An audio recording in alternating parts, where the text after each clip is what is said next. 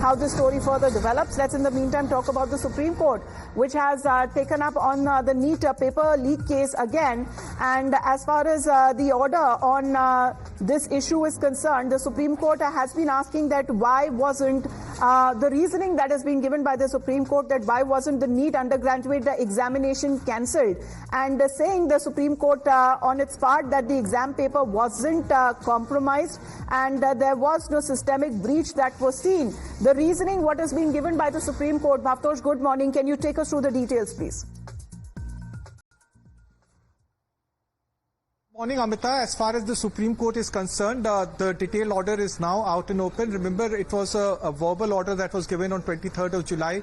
In fact, there were a bunch of petitions that were filed in the Supreme Court, and the Supreme Court had on 23rd of July had said that there would not be re-examination. And today, the Chief Justice's court, D.Y. Chandrachud's court, gave a detailed reasoning as to why there would not be re-examination in NEET, and he said that there is no systematic breach, and the breach was limited only to Hazaribagh and Patna examination center, that too at one or two examination center.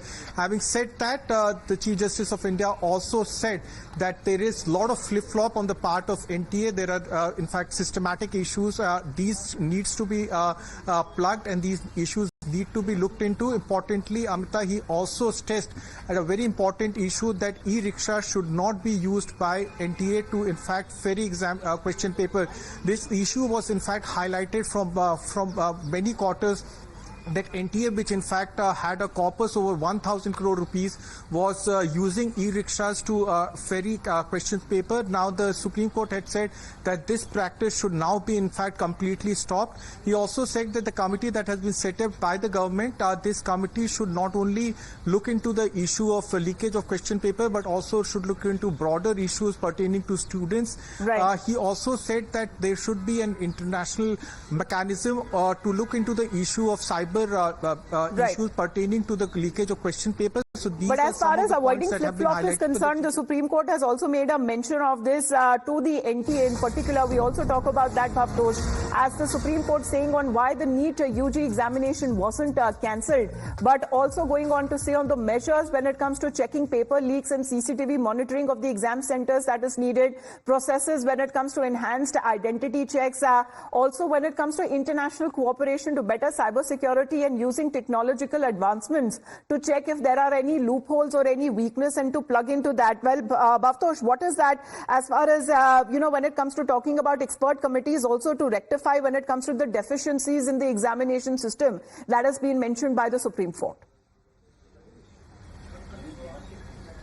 Well, Amita, the detailed order is now is not yet out and open, but he verbally read certain portions of the order. What he had said, I will just quote from the order that has just come out. He said that there should be an international collaboration for cyber security management, counseling program for mental wellness of the students. He also said that the committee that has been set up by the government should submit its report by 30th September to the Centre, and Ministry of Education will submit the compliance report, and decision has to be implemented within 2 weeks. Importantly, he also said that students who are still aggrieved by issues which are not covered by the Supreme Court's order that has been given today can approach the High Court. He also said that there should be a standard operating procedure that has to be followed in all examination center, and the review the procedure as to how the examination center has to be allotted. Now, when this examination paper leak was in fact highlighted, there was also a lot of controversy pertaining to the examination center, whether it was in Godhra,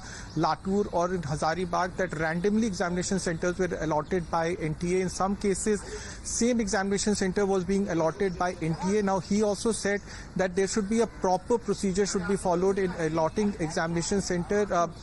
Investigations that have been carried out by the CBI revealed that in some cases, NTA had allotted the same examination center in the GE case and in the medical examination case. He had again stressed that these kinds of flip-flop should not be done by the NTA. He also said that there should be international collaboration when it comes to cyber security management. happen. Remember, some of the accused in this case had used advanced knowledge of cyber security to hack into the system, and also had used they broke into the trunk and leaked the question paper. They had solvers who had approached were present at the examination center, and then used PDF files to send those PDF files, solve the question paper, send it to the students.